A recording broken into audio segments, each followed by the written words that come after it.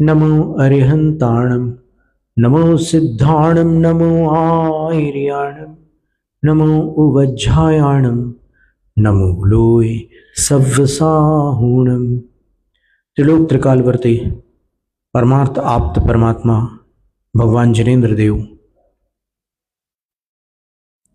भगवती जनवाणी सरस्वती देवी माता और निर्ग्रंथ गुरुराजों को भक्तिपूर्वक प्रणाम। पिछली शताब्दी के महान आचार्य, धर्म धुरंधराचार्य, चारित्र चक्रवर्ती, आगमनिष्ठ, श्रद्धेय, ज्ञानी ध्यानी तपस्वी शांति सागर गुरुराज को नमस्तु। दीक्षा शिक्षा गुरु आचार्य विद्यासागर महाराज को नमस्तु। व्याख्यानमाला प्रवर्तक आचार्य वर्धमान सागर महाराज और उनके शिष्य हितेंद्र सागर मुनि महाराज को नमस्तु। इस समय धरती पर जितने भी आचार्य उपाध्याय साधु हैं उन सबको सभी ने नमस्तु। सभी गणनीय आरिका माता जी और शेष आरिका माता जियों को वंदा में, सभी अलग शुल्लक क्षुल्लिकाओं को इच्छाकार प्रतीक्षाकार। ज्ञान सागर महाराज की जय।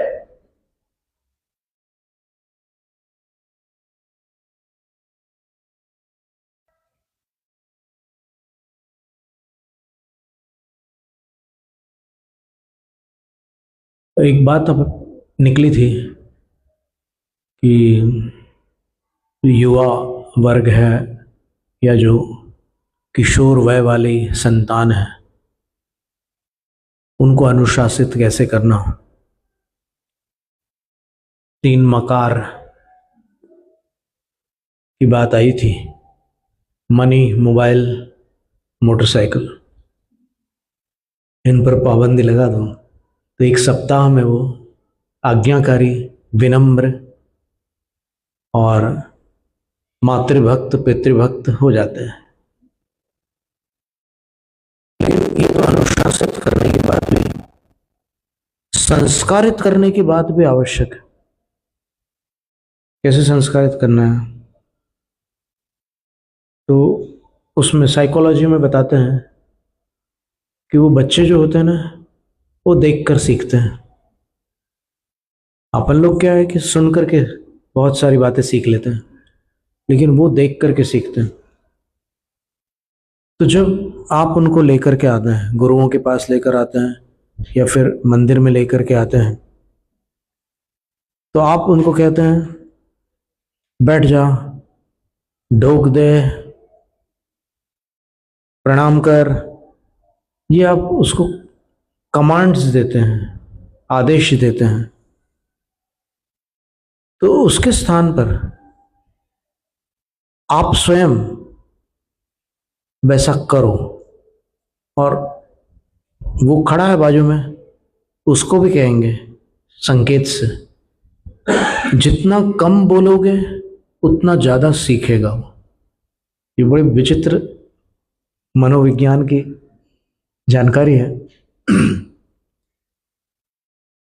और जब कोई चिल्लाए तो अपनी आवाज को अपन धीमा कर दें तो उसका वॉल्यूम अपने आप कंट्रोल में आ जाएगा। जितना आपका तेज होगा उसका उससे अधिक तेज होगा। तो आप उल्टा क्रम पकड़ लो, धीमा कर लो अपना वॉल्यूम, तो फिर उसको अपना वॉल्यूम कम करना होगा। तो अगर बच्चे कई बार ऐसे चिल्लाते भी हैं तो अपन धीरे से बोले। तो ऐसी सब बहुत सारी मनोवैज्ञानिक बातें हैं, उसके माध्यम से आप संस्कारित करिए। और आप देखिए, जानवरों को ट्रेनिंग देने पर वो कभी आदेश का उल्लंघन नहीं करते।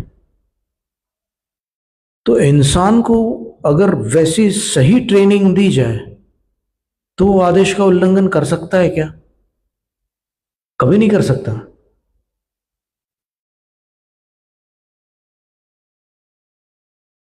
अभी कुछ समय पहले कोई वीडियो दिखाया था किसी ने, उसमें वो डॉग ट्रेनिंग सेंटर में छोटे छोटे जो पपीज होते हैं, उसके बच्चे होते हैं, पिल्लू, उनको ट्रेनिंग दी थी। तो वो उनके लिए भोजन लेकर के आई जो ट्रेनर थी, तो वो सब आसपास मंडरा रहे हैं। फिर उसने उस भोजन को पात्रों में रखा, तब भी वो किसी ने उसमें मुंह नहीं डाला। आप कल्पना करिए कि वो भूखे प्यासे जानवर हैं, बच्चे हैं, फिर भी प्रशिक्षण इतना सटीक है कि उनमें से किसी ने उसमें मुंह नहीं डाला पात्र में। और उसके बाद जब सारे पात्र व्यवस्थित रख दिए गए, तब उसने कोई ऐसा संकेत किया और फिर सब लोग खाने लग गए अपना। तो जब ये ट्रेनिंग एनिमल्स में संभव है, तो ह्यूमन बीइंग्स में क्यों नहीं?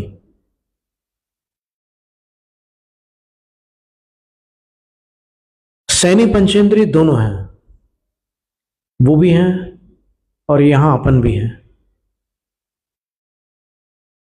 तो वैसी कोई प्लानिंग करनी होगी आपको, समझ रहे बात को आप? वैसी कोई तरकीब निकालनी होगी आपको। देखो, उन जानवरों से भी इंसान स्नेह करता है और बच्चों से भी ज्यादा ही स्नेह करता है, लेकिन स्नेह में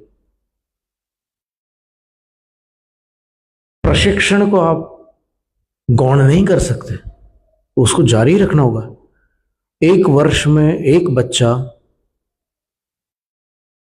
अपने प्रारंभिक काल में सैकड़ों नए शब्द सीखता है। स्कूल में पढ़ने वाला बच्चा कितने सारे नए नए शब्द सीख जाता है। और कॉलेज में भी, जैसे मान लो मेडिकल कॉलेज का एक बैच है, उसमें 112 विद्यार्थी हैं। पहले दिन तो अपने बाजू वाले का भी नाम पता नहीं होता, लेकिन जब फेयरवेल होता है, जब कॉलेज से विदा होते हैं, तब एक एक की डिटेल्स पता होती है, सारी जानकारियां होती है।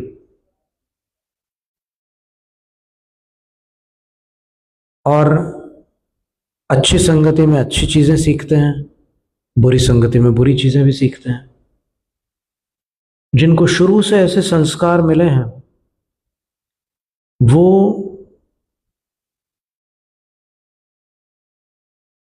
प्रतिकूल स्थितियों में भी अपने आप को संभाल के रखता है।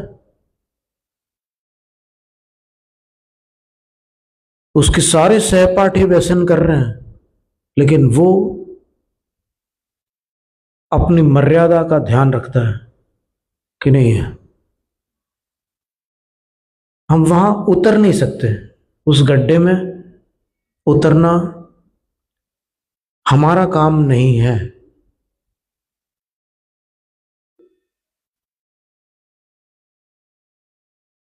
ये स्वाभिमान भी मनुष्य का रक्षक बन जाता है। ऊंचे लोग न बोलते कोई हल्की बात,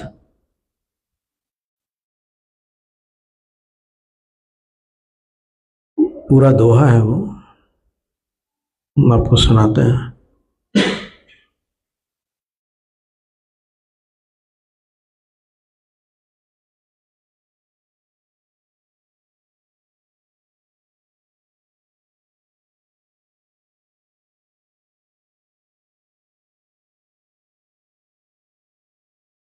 बोली का स्तर उच्च हो किंतु न हो स्वर उच्च। चिल्लाने की आवश्यकता नहीं है, उसकी क्वालिटी ऊंची होनी चाहिए, आवाज ऊंची करने की आवश्यकता नहीं है। बोली का स्तर उच्च हो किंतु न हो स्वर उच्च। स्तर उच्च हो, स्वर नहीं।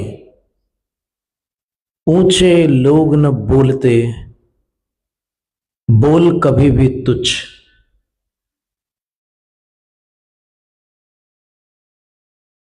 नीची बात ऊंचे लोग नहीं कर सकते।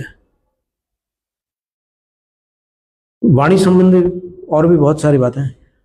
कड़वाहट में भी रहे संयत वार्तालाप। कोई बात बिगड़ रही है, आपके मन में कड़वाहट आ गई, तो भी वार्तालाप आपको संयत रखना है, आउट ऑफ कंट्रोल नहीं होना है। हल्की भाषा बोलना वाणी का अभिशाप। एक वाक्य के बोलते भाई दुश्मन हुए, वाक्य दूसरा बोलते निजी भूल पर रोए।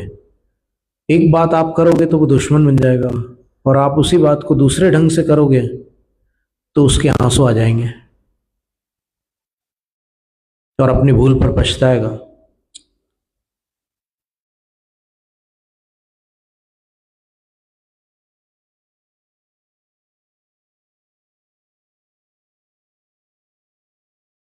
और पुराने एक कवि ने भी लिखा हुआ है, शब्द संभाले बोलिए, शब्द के हाथ न पांव, एक शब्द औषध बने, एक उपजावे घाव।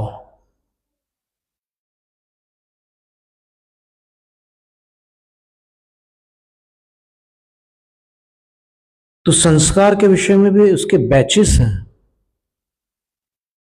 एक उम्र के बच्चों तक ऐसे संस्कार देने हैं, उसके बाद वालों को ऐसी ट्रेनिंग देनी है, ऐसे पूरे बैचेस बने हुए हैं। अभी तो बहुत से ऐसे कोर्सेस आ गए हैं कि बच्चों को हाउ टू ट्रेन चिल्ड्रन, बच्चों को कैसे प्रशिक्षित करें, संस्कारित करें। तो फिर उसमें आप जैनत्व का समावेश कर लीजिए, जो यहाँ के सत्संस्कार है उसका समावेश कर लीजिए, भोजन पान की शुद्धि, खान पान की शुद्धि और खानदान की शुद्धि, ये भी उनके संस्कार में डालने योग्य है। नहीं तो संस्कृति में आज जो वातावरण बन गया है, वहां पर आप देखेंगे कि अक्सर फिल्मों में किसी का भी किसी के भी साथ विवाह हो सकता है।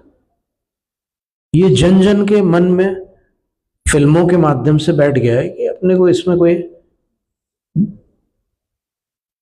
बंधन नहीं रखना है। और खान पान के बारे में भी फिल्मों में जो दिखाया जाता है, धूम्रपान तो आम बात हो गई, मदिरा पान और फिर अन्य अभक्ष्य वस्तुओं का सेवन। वो रसोई का सीन बताएंगे तो वहां पर कुछ ऐसी चीज दिखा देंगे। तो ये सारी चीजें जो है बार बार देखने से क्या होता है, एक बच्चा 3 साल की उम्र से मोबाइल में के साथ खेलने लगता है और जब तक वो 21 साल का हो जाता है तब तक सर्वेक्षण करने पर पता चलता है कि उसने इतने घंटों तक, उसमें पूरे घंटों की गणना आ जाती है कि इतने घंटों तक उसने वायलेंस देखा है। उस मोबाइल पर उसने इतने घंटों की हिंसा देखी है। तो हिंसा बार बार देखने से अंदर की करुणा धीरे धीरे समाप्त होने लगती है।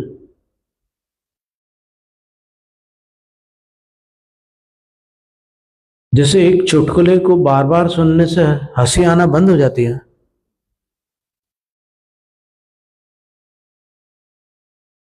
और किसी घटना पर रोना आता है तो बार बार उस घटना का स्मरण करने पर वो जो पहले रोना आता था वैसा रोना नहीं आता। इसी प्रकार बार बार हिंसा और कुशील को देखने पर, स्क्रीन पर देखने पर धीरे धीरे संवेदना समाप्त हो जाती है और हर वस्तु को भोग की दृष्टि से देखना प्रारंभ हो जाता है, कर देता है मनुष्य। वो किसी भी चीज को देखता है तो वो भोग की नजरों से देखता है उसको, और उसकी शब्दावली भी वैसी हो जाती है। तो ये संस्कार में इतना बल होता है कि इतना सब होने पर भी, पूरा वातावरण दूषित होने पर भी वो व्यक्ति संभल कर रह जाता है जो संस्कारित हैं। कई बार ऐसा भी देखने में आता है कि जब तक कॉलेज नहीं गए तब तक तो बड़े संस्कारित रहे, लेकिन वहां जा करके सारे संस्कार नष्ट कर दिए और बुरी आदतें पड़ गई उस पर। तो ऐसा क्यों?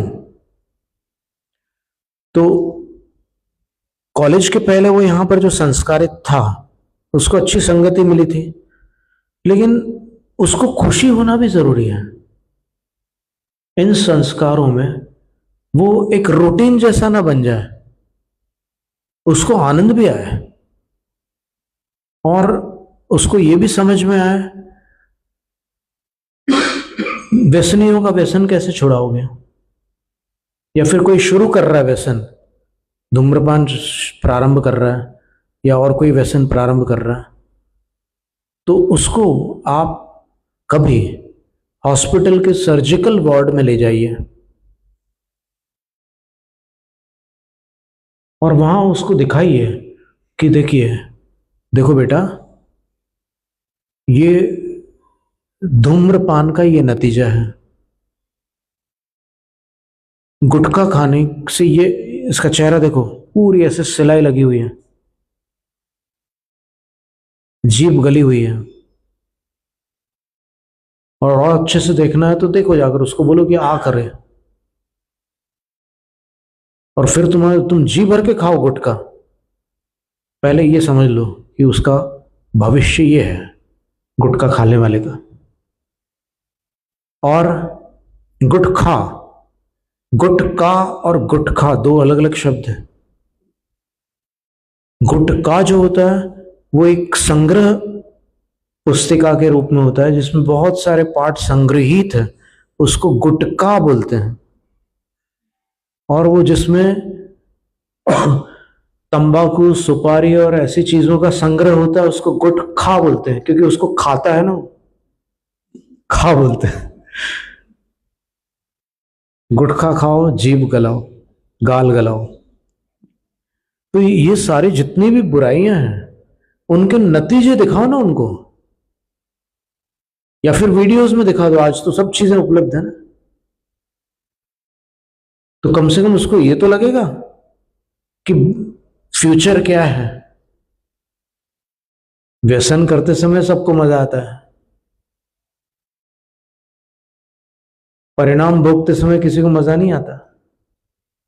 तो ये शिक्षण देना होगा। फिर उसके अंदर करुणा और वात्सल्य के संस्कार डालने होंगे। हमसे एक प्रश्न पूछा था, हमें याद आया अचानक आज। गुजरात में एक सज्जन ने प्रश्न पूछा, इलेक्ट्रॉनिक इंजीनियर थे वो। उन्होंने पूछा कि आज की शिक्षण प्रणाली और आज के जो बच्चे हैं उनका भविष्य क्या होगा। कई बार चिंता होती है कि वो अपने परिवार से कैसे जुड़े रहें, क्योंकि माहौल ऐसा है कि कभी भी कोई भी कदम उठा लेता है। तो वो संबंधों के महत्व को कैसे समझे, इसका आप उपाय बताइए महाराज जी। तो हमने कहा कि हम विचार करके बताते हैं।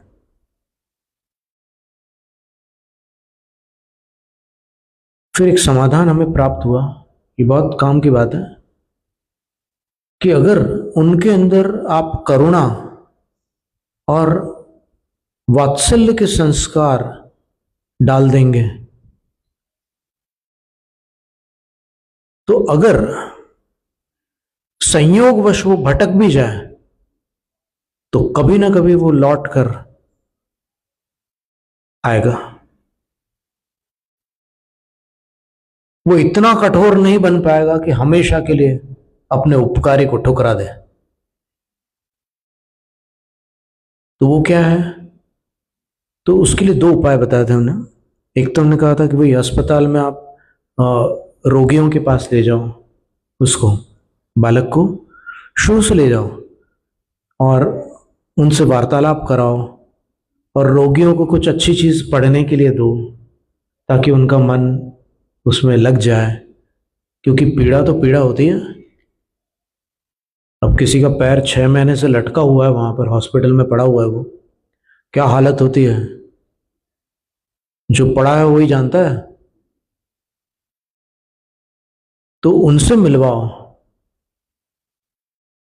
और फिर उन बच्चों को समझाओ कि देखो, जितने लोग दुखी हैं उन्होंने पहले किसी को दुख दिया है, इसलिए आज उनको दुख प्राप्त हुआ है। जो सुख देता है वो सुखी होता है, जो दुख देता है उसको दुख मिलता है। इसलिए तुम दयालु बनो। दया सिखानी पड़ती है। बच्चे जब उनको क्रोध आता है तो इतने क्रूर होते हैं कि माँ के इयररिंग्स खींच के कानों में लहूलुहान कर डालते हैं, बाल पकड़ के खींचते हैं, नाखून गड़ाते हैं, काटते हैं।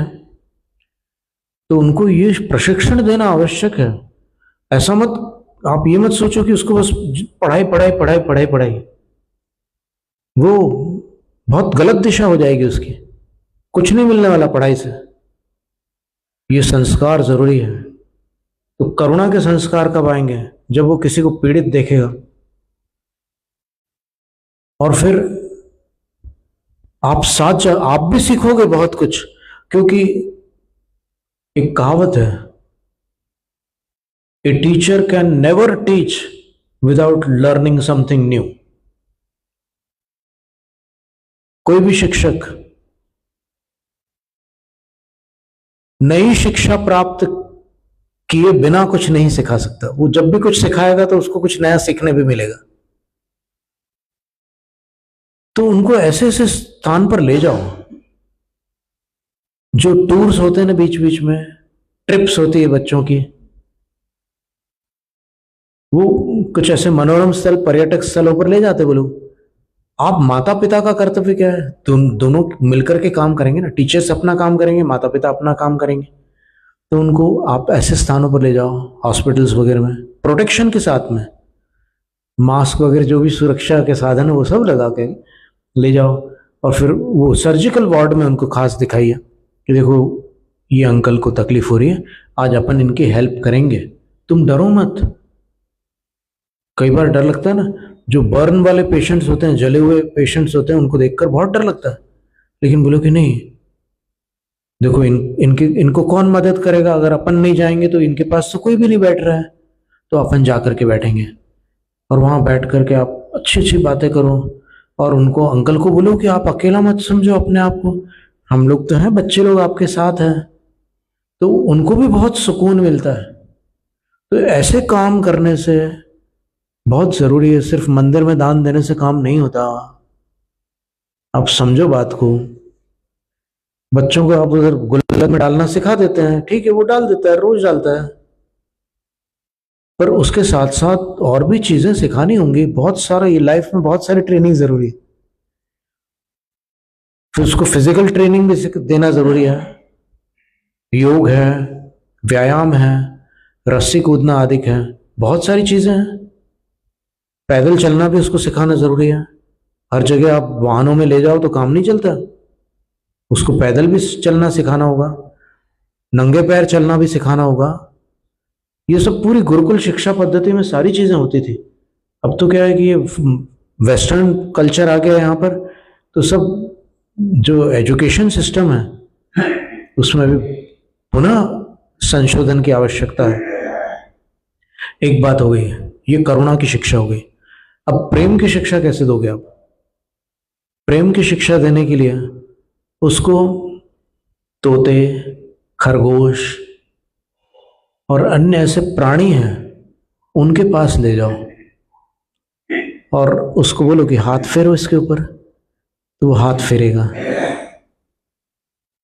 फिर धीरे धीरे उनकी दोस्ती हो जाती है। बच्चों की बहुत जल्दी दोस्ती हो जाती है जानवरों से, पक्षियों से। फिर जब उसको वो प्रेम करना सीखेगा, बस ये 2 गुण अगर आ गए ना किसी में, काम हो गया, बहुत बड़ा काम हो गया। और आज जो बड़े लोग बैठे हुए हैं यहाँ पर, हो सकता है उनको भी आवश्यकता हो इन गुणों की, और ये गुण आ गए तो फिर जीवन सफल हो सकता है। अब आप धर्म करोगे, करुणा और वात्सल्य के साथ जो धर्म करोगे वो वास्तविक धर्म होगा। इसके बिना जो भी धर्म कर रहे हैं वो धर्माभास है।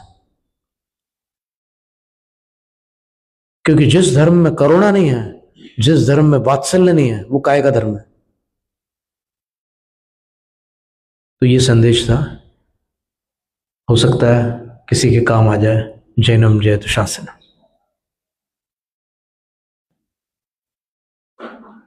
वांछित फलदात्री चिंतामणि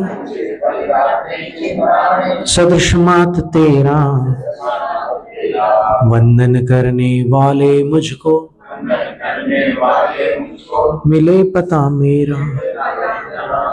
बोधि समाधि विशुद्ध भावना, आत्म सिद्धि मुझको मिले और मैं पा जाऊं सुख।